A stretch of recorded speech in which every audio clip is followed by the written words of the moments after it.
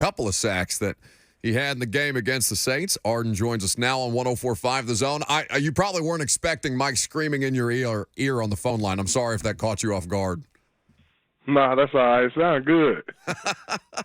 Well, it looked like it felt good out there for you. What did you know you were going to be able to take advantage of heading into that game, Arden? Just the different keys. Just looking at the different keys that I saw on film. Just trying to get off a couple of good snaps of play action. I pretty much look at a lot of that during film, just to steal a sack or two on first and second down. Well, and with a tackle like Penning, who, I mean, this is kind of going to be his rookie year, basically. He missed some time with injury. When there's not a ton of tape on a guy like that, how much do you just have to rely on those rules like you're talking about, those keys? Oh, it's tape out there. You just got to go find it. So I just research who they joint practice against and see if I knew any guys over there that they joint practice against, and then I try to get film over there, whether it's one-on-ones or team reps, just to get those reps in, because joint practices are treated almost like a game because it's new bodies and it's competition high. So there's film out there. You just got to find it. Keys to the game with Arden Key is what we're doing here on 104.5 The Zone before he gets out on the practice field today. So obviously not the result that you want down in New Orleans, Arden, but as a defense and particularly as a front, like, it's proof of concept. You knew that you guys were going to be able to have an impact. We knew just based off seeing you guys at training camp and a little bit of work in the preseason that this was going to be an effective unit. How good was it to be able to get out there and execute at that level, though? Oh, it was very good. It was good to finally put it out on film of everything that we've been working on since OTAs all the way up until now and still working. It's good to see the talent that we have on the front line, to see what we could have done, but now that we've done it for the first game and going to continue to do it, then it's just great to just see what greatness could look like and what this thing could look like at the end of the season. I've been watching Danico Autry for a couple of years now, but like to see him still in it, he's in his mid-30s now. It's older for a football player, even if it's not old in the traditional sense. To be as dominant as that dude is when you guys are running those games up front, what can you kind of learn from a guy like that? And how big is his impact along with the other pieces that you guys have to work with?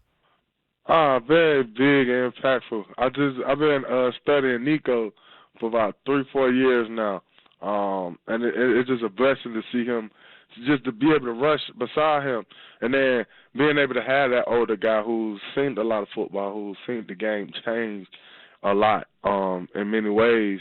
It's good to come back on the sideline, be able to talk to him and see and tell him what I'm seeing, and he's able to tell me what he's seeing, and we'd also be able to talk to get how to beat this certain guy based off what we're seeing. So he's played a lot of ball.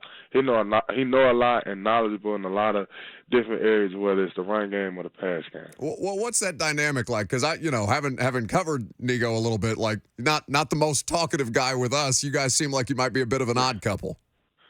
Oh yeah, Nico is actually a funny guy. He's outgoing.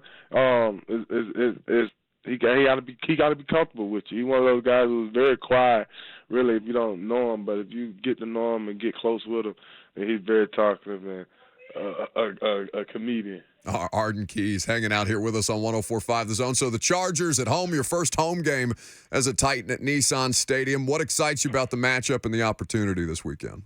Oh, it excites me. I'm waiting for Sunday just to take everything in Nissan Stadium. It's gonna be my first time being on the good side in Nissan Stadium. I can't wait to experience just coming out the tunnel, hearing my name, and how excited the fans are for me. And then going on into the game, I'm just excited about the opportunity that we have. We get to see what type of team we are coming off a loss. We've hit adversity adversity right now. We came off a loss, so it's going to be very great to see how we respond come Sunday, and then just the challenge that we have on defense, and especially a defensive front.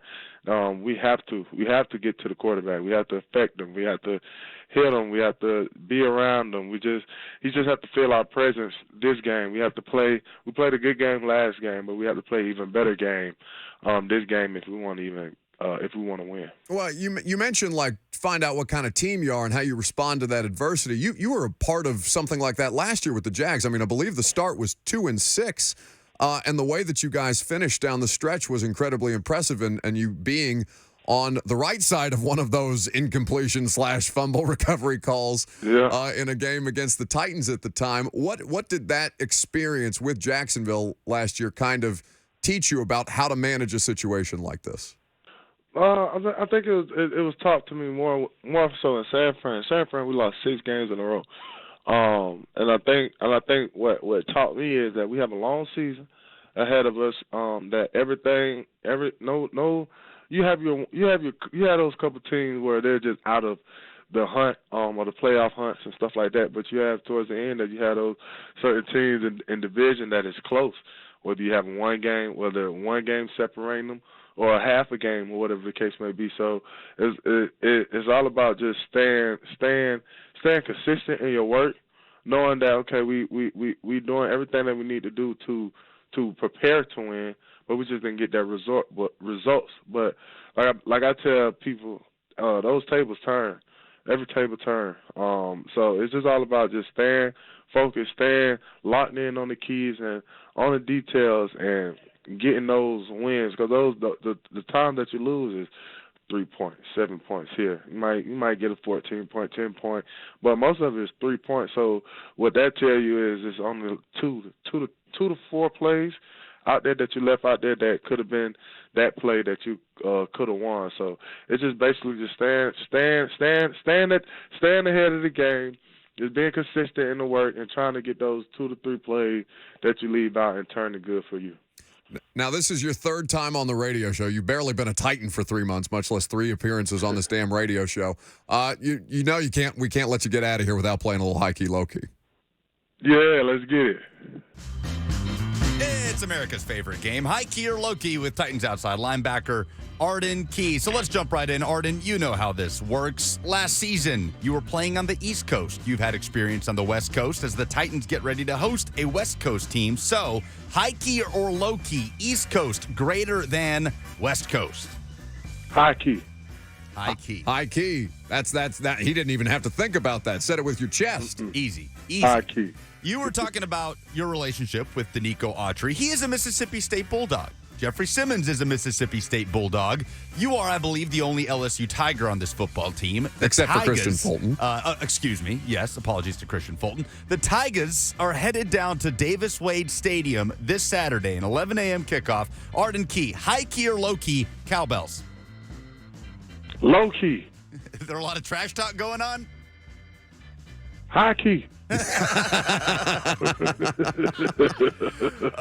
couple of former Bama players on the. Is Henry now the only Alabama player on the Titans roster? I think he might be the only one claiming it this week. I was gonna say, high key or low key, Arden Key, Alabama's dynasty over?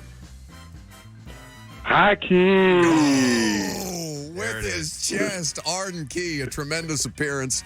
As always, you really got to stop saying yes to these as often as you do, Arden. We appreciate you spending some time, but we got to get you back out to practice. Lucas is telling me one more. What's wrong? We had one more contest for this. Oh, a contest. Okay, one more. Mike one more. Bush on Twitter, Arden Key, is our contest winner. He's going to get a couple of tickets to the Chargers game. Last one, high key or low key, playing in a low-scoring slugfest as a pass rusher like Sunday's game, or a high-scoring 52-49 type of shootout, high key or low key, on a low-scoring slugfest as a pass rusher? High scoring. Wants the high scoring. The defense is out there. Wants the dropbacks. He wants the dropbacks. He wants the sacks. That's a pass rusher.